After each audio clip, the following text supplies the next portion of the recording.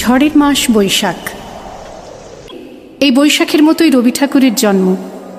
সোনার আশ্বিনে নয়, হিমের রাতের অঘ্রাণে নয়, ফুল রাঙানো ফাগুনে নয়, এই খর ক্ষিপ্র বৈশাখেই তাঁর জন্ম।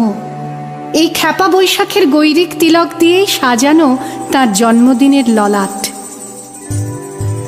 বৈশাখে প্রকৃতির নতুন জন্ম, আমাদেরও নতুন জন্ম এই বৈশাখে, 25শে বৈশাখে, রবি ঠাকুরের জন্মদিনে।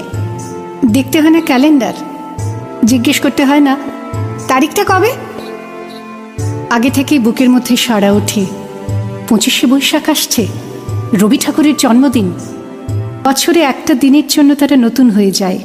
চারপাশে নীলে লালে সবুজে হলুদে রঙিন ফুলের আলপনা, মাঝখানে খয়েরি রঙের সুতোয় রোজ দুপুরের না ঘুমানো চোখে কাজের ক্লান্ত অবসরে বোনা হয়ে চলেছে সেই 4টে লাইন।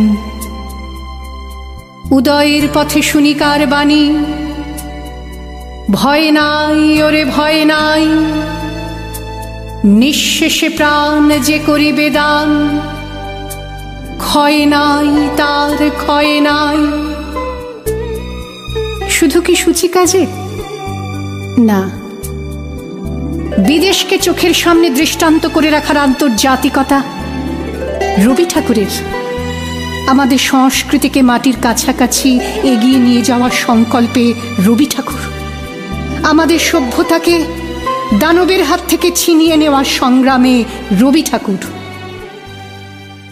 আকাশে, মাটিতে, মনে এত যে বৃষ্টি পড়ে, তার ছন্দ রবি ঠাকুরের।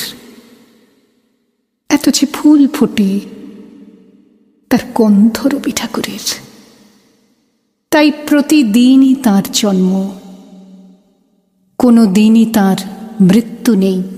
কালের কালা পাহাড় এসে কোনো দিন যদি ভারতবর্ষ থেকে সমস্ত ঠাকুরের পুজোর প্রদীপ নিভিয়ে দিয়ে যায়, তবু একটি ঠাকুরের বেদি চিরকাল থাকবে মাটির সঙ্গে গাঁথা। কোন ঠাকুর? রবি ঠাকুর।